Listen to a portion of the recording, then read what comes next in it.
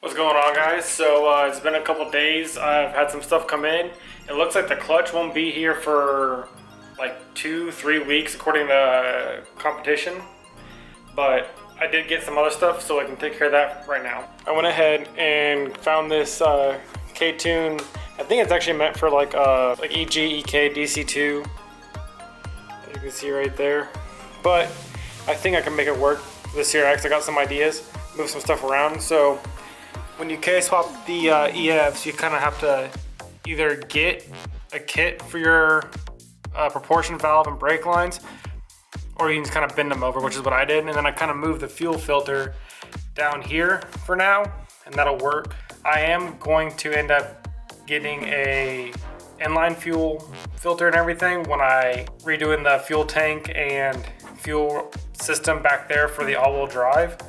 But for now, I'm just going to use this to get the car started and use part of the stock fuel system just for now, just kind of like a budget. So some other things that I got were like the heater core block off, and I also got the throttle bracket because I am going to be using my B series throttle body on here with an adapter. I already have the K-Tune 70mm B series throttle body. I wasn't going to drop a bunch on a new throttle body when I have one that works, and then when I get my new intake manifold eventually, it'll just go on there. Alright guys, so I'm gonna go ahead and pull this stuff out of this box, see what I got, and get the fuel pressure regulator mounted up and see what I can do about the lines. I don't have any AN lines, so I'm gonna try to work with what they gave me. I think I can make it all work without having to do anything custom right now.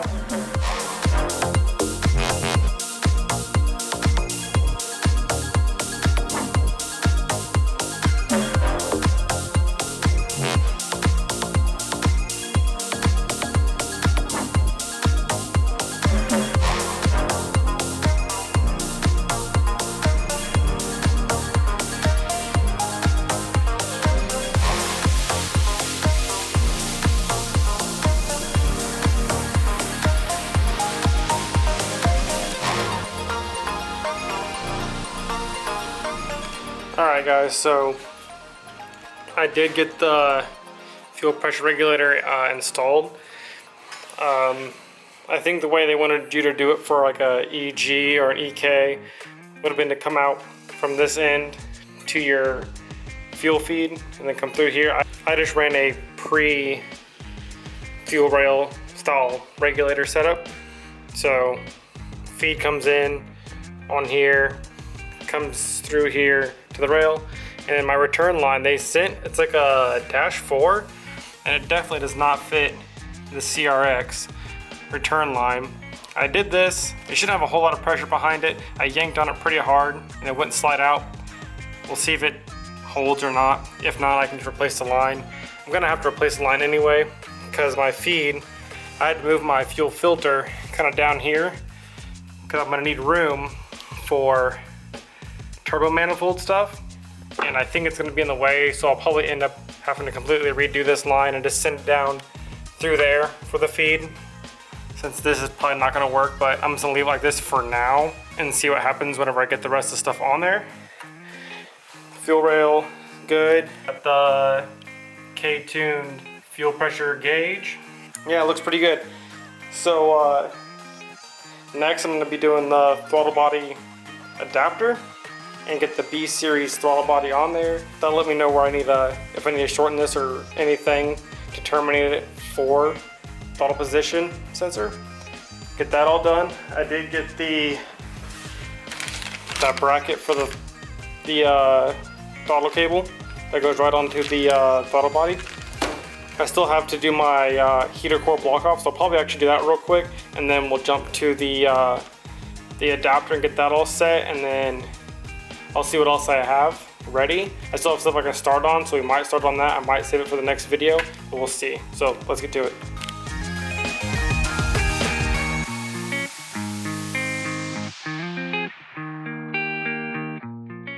Alright guys, got the little heater core block off installed right there. Pretty quick.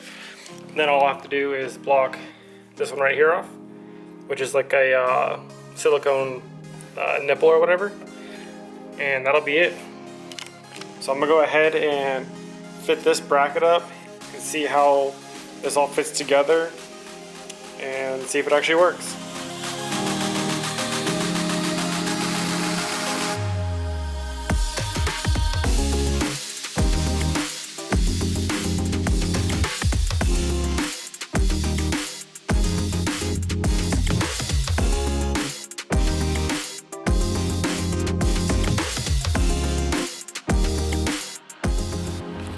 Alright guys, got the throttle body on, and actually I think I actually ordered the wrong adapter here.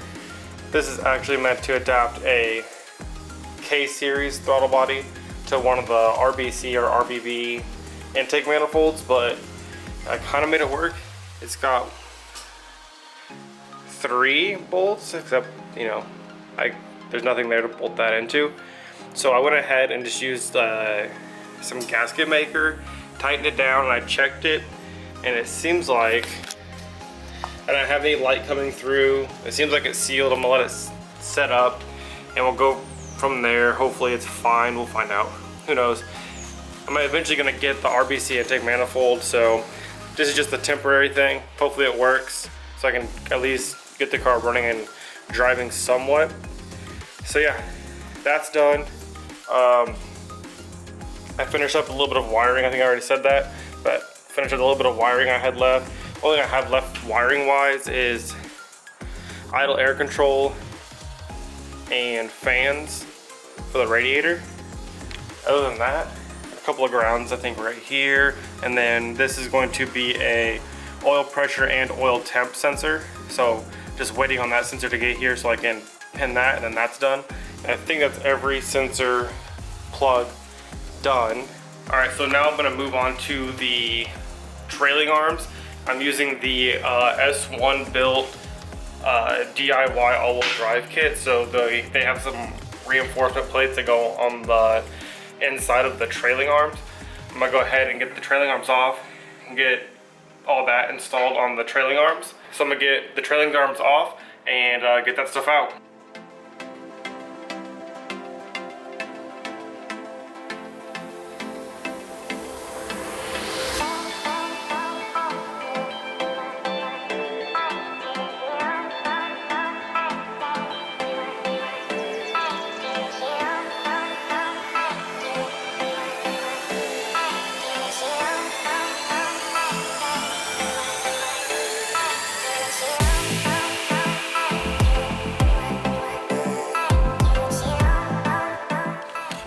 Alright guys, so I got the trailing arms out, and for the DIY kit, there's actually, on the back of your trailing arms you have this little plate, and then through here you can normally access your wheel bearing or wheel hub bolts.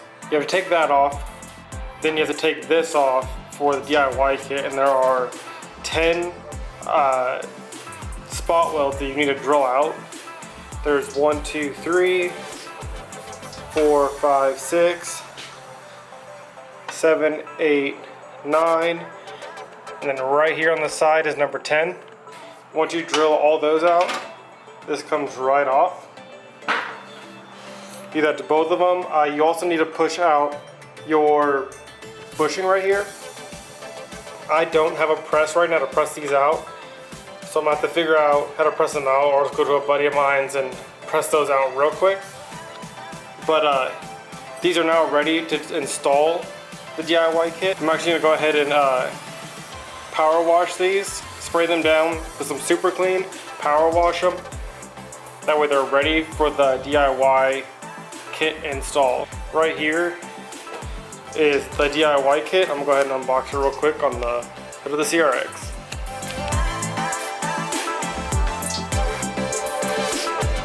Alright guys, so what you get with this is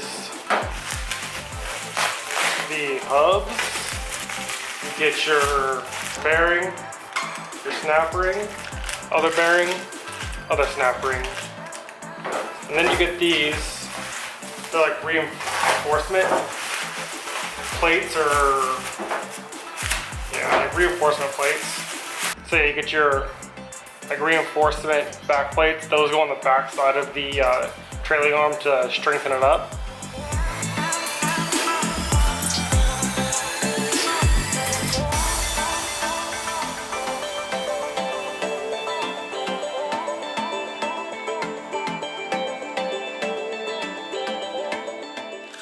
Alright guys, as you saw, I went ahead and cut these out right here. For the all-wheel drive kit, there's normally a little smaller hole here for your stock hubs.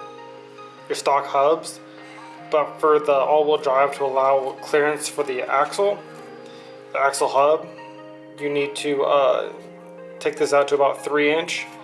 And the way I did it, to hold the hole saw properly, just make this little plate, tap 2 holes in it, put a center. That was able to bolt on the back side of there. Gave me a little pilot hole and then drilled it out. That made it go pretty smooth. So now that I have that done, I'm gonna go ahead and prep this surface and get ready to weld these inner reinforcement plates in. And then on to the next step.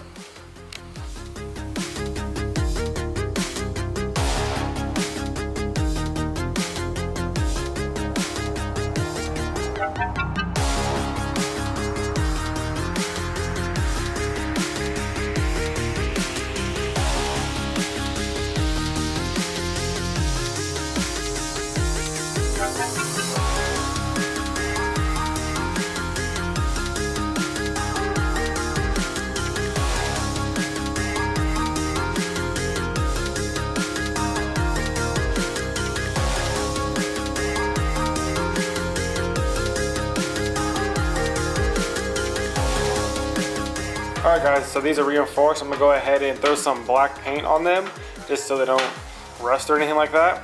And the hubs, I'm pretty sure you're supposed to weld them on or something like that. They give you these holes that line up with the factory holes with the factory hub. So I went ahead and I tapped these, and I'm going to go ahead and throw some bolts through them. And then I'm deciding if I'm going to tack them or weld them onto these or not. I might do that. I'll just have to sand back some of the paint and then weld it and then repaint it again. Not a big deal. I was gonna weld them as it is, bolt them in because factory ones are bolted, and probably put some blue Loctite on there and send it like that. But yeah, I'm gonna go ahead and get some paint on these and let them sit and dry. All right guys, got the arms all painted up, and I was just finishing up tapping those hubs, and you just hate to see it. You just really hate to see it. So, tap broke. These are my good ones too. Had these for a while. And so, Harbor Freight's just down the road, so coming in clutch, Harbor Freight is gonna allow me to finish this real quick while I work on getting this tap replaced. But yeah, kind of sucks when this happens. Alright guys, I actually ended up getting the broken tap out, and I ended up finishing tapping all the holes for that hub. And I know I said that Harbor Freight kit coming in clutch, but alright, this is literally how I received this kit, which I shouldn't expect much for a $20 tap set from Harbor Freight, but like right off the bat, that's nice. And for anybody who's used taps, it's hard to see, but these are the dullest. I don't know what these things are meant to cut. Cardboard? I don't know. The worst tap set by far that I've ever seen. So that's going back.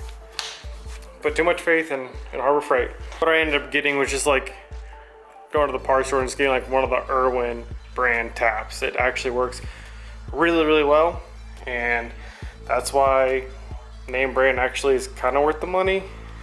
Harbor Freight's cheap and good in a pinch, but yeah, not that. So trailing arms are painted. I'm gonna go ahead and get them back in here. I'm gonna get these hubs bolted to them. I may or may not stitch weld them on. We'll see. But then I'm gonna go ahead and get the bearings and the hubs into the hubs. I'm gonna go ahead and get the bearings and the hubs into the I guess these are the carriers. I keep calling them the hubs. I guess these are the carriers. So I'm gonna get the hub and the bearing into the carrier onto the trailing arm. All right.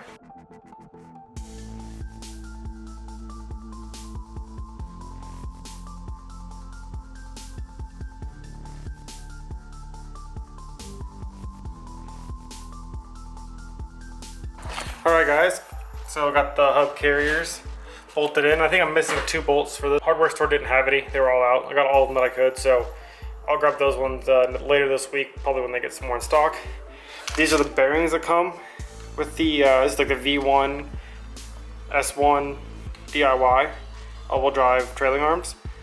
These are the bearings that come with it. So next, bearings go in, snap rings go on, and the hubs go in.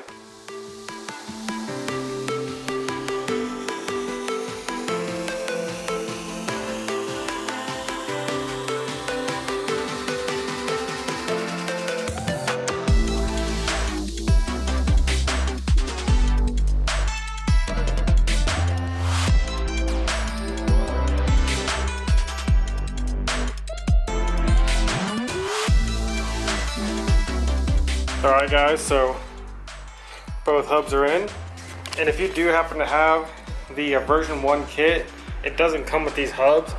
These are just from an Insight, like a first gen Insight I think, or something like that. They just go right in here and have the correct spline. If you're running the CRV rear axles for your rear axles, you just use the shorter rear axle, 2 of them from the CRV, and they fit both sides into for the CRX at least. So these are ready to go back in, but first I am gonna need to get new lower control arms. With mine, both of the bushings are completely shot, so I'm just gonna get some new ones. But next I'm gonna have to move my jack stands, because next is the actual subframe portion of the all-wheel drive. I'm also gonna have to drop the fuel tank and figure out what I'm gonna do about that. I have some ideas, but that'll probably be the next video. Yeah, that'll probably be the next video. But thanks for hanging out, and I'll see you in the next one. See ya.